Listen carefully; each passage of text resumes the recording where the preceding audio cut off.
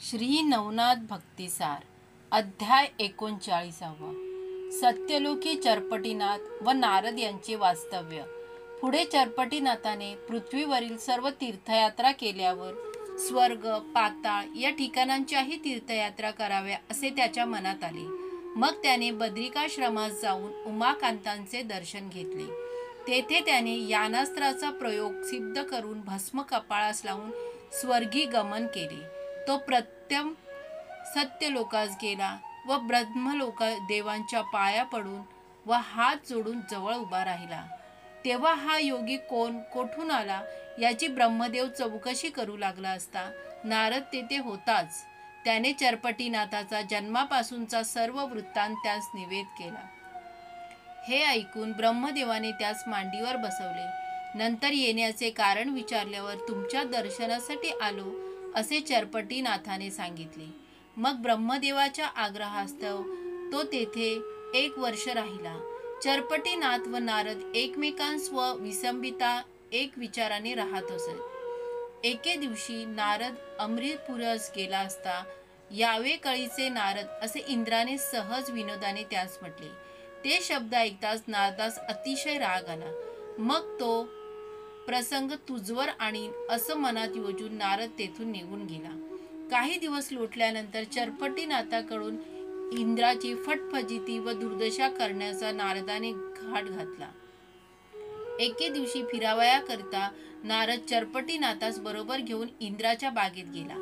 जातेवेळी चरपटीनाथ हळू चालत होता. तेव्हा अशा चालण्याने मजल कशी उरकेल म्हणून नारदाने त्यास म्हटल्यावर चरपटीनाथाने उत्तर दिले की आमची मनुष्याची चालवायची गती इतकीच. जलद जाण्याचा एखादा उपाय तुमच्याजवळ असल्यास तो योजून मला घेऊन चला. तेव्हा नारदाने त्याला गमनकला अर्पण केली. ती कला विष्णूने नारदाला दिली होती. ती चरपटीनाथास अनायास प्राप्त झाली. तिचा गुण असा आहे की ती कला साध्य करणाऱ्याचा जेथे जावयाचे असेल तेथे ती घेऊन जाते व त्रिभुवनात काय चालले आहे हे डोळ्यांपुढे दिसते. कोणाचे आयुष्य किती आहे, कोण कोठे आहे, मागे काय झाले, सध्या काय होत आहे व पुढेही काय होणार आहे वगैरे सर्व कळते. अशी ती गमनकला चरपटीनाथास प्राप्त होताच त्यास अपवर्णीय आनंद झाला. मग तो उभयता एका निमिषात अमरीपुरास गेला. तिथे इंद्राच्या पुष्पवाटिकेत गेली. तेथे मला येथील फळे चाखण्याची इच्छा झाली आहे असे चरपटीनाथाने नारदास म्हटले. मग तुला तसे करण्यास कोण हरकत करतो असे नारदाने उत्तर दिल्यावर चरपटीनाथाने यथेच्छ फळे तोडून खाल्ली. नंतर तेथील बरीच फुले तोडून सत्यलोकास ब्रह्मदेव देवपूजेस बसले होते तेथे त्यांच्याजवळ नेऊन ठेवली. याप्रमाणे ते नित्य इंद्राच्या बागेत जाऊन फळे खात व फुले घेऊन जात. त्यामुळे बागेचा नाश होऊ लागला. पण तो नाश कोण करतो याचा इंद्राचे माळी तपास करीत असतानाही त्यांना शोध लागेना. ते एके दिवशी टपून बसले. थोड्या वेळाने नारद व चरपटीनाथ हे दोघे बागेत शिरले व चरपटीनाथाने फळे तोडण्यास हात लावला. तोच रक्षकांनी हळूच मागून जाऊन नाथास धरले. हे पाहून नारद पळून सत्यलोकास गेला. मग रक्षकांनी चरपटीनाथास धरून खूप मारले. तेव्हा त्यास राग आला. त्याने वाताकर्षण अस्त्राचा जप करून भस्म फेकताच रक्षकांच्या नाड्या आकडून ते विवळू लागले. त्यांचे श्वासोच्छ्वास बंद झाले, डोळे पांढरे झाले व तोंडातून रक्त निघाले. ही अवस्था दुसऱ्या रक्षकांनी पाहिली व ते असे मरणोन्मुख का झाले ह्याचा विचार करीत असता चरपटीनाथ दृष्टीस पडले.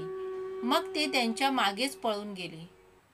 त्यांनी इंद्रास जाऊन सांगितले की एक सूर्यासारखा प्रतापी मुलगा बागेत बेधडक फिरत आहे व त्याने आपल्या रक्षकांचा प्राण घेतला असून सर्व बागेची धूळदाणी करून टाकली आहे.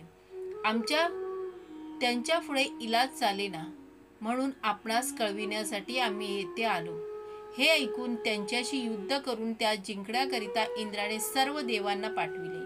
महासागराप्रमाणे देवांची ती अपार सेना पाहून चरपटीनाथाने वाताकर्षण अस्त्राने सर्वांस मरणप्राय केले. युद्धास गेलेल्या देवसैन्याची काय दशा झाली ह्याचा शोध आणावयास इंद्राने काही दूत श्वासोच्छवास कोंडून मरावयास टेकल्याची बातमी इंद्रास सांगितली. व ते म्हणाले की तो येथे येऊन नगरी ओस पाडून तुमचाही प्राण घेईल. तो लहान बाळ दिसतो, परंतु केवळ काळासारखा भासत आहे. हे ऐकून इंद्रास धसका बसला. त्याने ऐरावत तयार करण्यास सांगितली. तेव्हा हेर म्हणाले, त्या बालकाच्या हातात धनुष्यबाण नाही की अस्त्र नाही, कोणती गुप्त विद्या त्यास साध्य झाली आहे. तिच्या साह्याने प्राणी तडफडून मरण्याच्या बेतास येतो. आपण तेथे जाऊ नये. काय इलाज करणे तो येथून करावा, नाहीतर शंकरास साह्यास आणावे, म्हणजे तो देवास उठवील. हेरांचे ते भाषण ऐकून इंद्र कैलासास गेला व शंकराच्या पाया पडून झालेला सर्व वृत्तांत सांगून या अरिष्टातून सोडविण्याकरिता प्रार्थना करू लागला. त्या समयी तुझा शत्रू कोण आहे म्हणून शंकराने विचारल्यावर इंद्र म्हणाला, मी अजून त्यास पाहिले नाही. त्याने माझ्या रागाचा नाश केल्यावरून मी सैन्य पाठविले, परंतु ते सर्व मरणप्राय झाले, म्हणून मी पळून येथे आलो आहे. मग शत्रूवर जाण्यासाठी शंकराने आपणास गणास आज्ञा केली व विष्णूस येण्यासाठीही निरोप पाठविला. मग अष्टभैरव, अष्टपुत्र, गण असा शतकोटी समुदाय समागमे घेऊन शंकर अमरावतीस गेले. त्यास पाहता चरपटीनाथाने वाताकर्षण मंत्राने भस्म मंत्रून फेकले. त्यामुळे शंकर सुद्धा सर्वांची मागच्यासारखीच अवस्था झाली. इंद्र, शंकर व सर्व सेना मूर्छित पडलेली पाहून नारद इंद्राकडे पाहून हसू लागला. नारदास मात्र घटकाभर चांगलीच करमणूक झाली. शिवाच्या दूतांची वैकुंठीत जाऊन हा अत्यद्भुत प्रकार विष्णूला सांगितला. मग 56 कोटी गण घेऊन विष्णू अमरावतीस आला व शंकर सुद्धा स्वार्वास अचेतन पडलेले पाहून संतापला. त्याने आपल्या गणास युद्ध करण्याची आज्ञा केली. तेव्हा चरपटीनाथाने विष्णूच्या सुदर्शनाचा, गांडीवाचा व इतर शस्त्रांचा उपयोग होऊ नये म्हणून मोहनास्त्राची योजना केली. मग वाताकर्षण मंत्राने भस्म फेकताच संपूर्ण विष्णुगणांची अवस्था सदर्भ प्रमाणे झाली. आपल्या गणांची अशी दुर्दशा झालेली पाहून विष्णूने सुदर्शनाची योजना केली. विष्णूने महाकोपास येऊन ते आवेशाने पेरले, पण ते नाथाजवळ जाताच मोहनास्त्रात सापडल्यामुळे दुर्बल झाले. पिप्पलायन हा प्रत्यक्ष नारायण, त्याचाच अवतार हा चरपटीनाथ अर्थात आपला स्वामी ठरतो वगैरे विचार सुदर्शनाने करून नाथास नमन केले व ते त्याच्या उजव्या हातात जाऊन राहिले. हातात सुदर्शन आल्यामुळे चरपटीनाथ प्रत्यक्ष विष्णू असाच भासू लागला. शत्रूच्या हातात सुदर्शन पाहून विष्णूस आश्चर्य वाटले. मग विष्णू नाथाजवळ येऊन लागला. तेव्हा त्याने वाताकर्षणाची विष्णूवर प्रेरणा केली. त्यामुळे विष्णू धाडकन जमिनीवर पडला. त्याच्या हातातील गदा पडली व शंख वगैरे आयुधेही गळाली. मग चरपटीनाथ विष्णूजवळ येऊन त्यास न्याहाळून पाहू लागला. त्याने त्याच्या गळातील वैजयंती माळ काढून घेतली. मुकुट, शंख, गदा हे देखील काढून घेतले. नंतर तो शंकराजवळ गेला व त्याची आयुधे घेऊन सत्यलोकात जाऊन ब्रह्मदेवासमोर उभा राहिला. विष्णूची आणि शिवाची आयुधे चरपटीनाथाजवळ पाहून ब्रह्मदेव मनात दचकला व काहीतरी घोटाळा झाला असे समजून चिंतेत पडला. मग नाथास मांडीवर बसवून ही आयुधे कोठून आणलीस असे त्याने युक्तीने विचारले.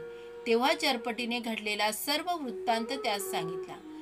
तो ऐकून ब्रह्मा घाबरला व त्यास म्हणाला, बाळ, विष्णू माझा बाप व तुझा आजा होता. महादेव जर सर्व जगाचे आराध्य दैवत होय.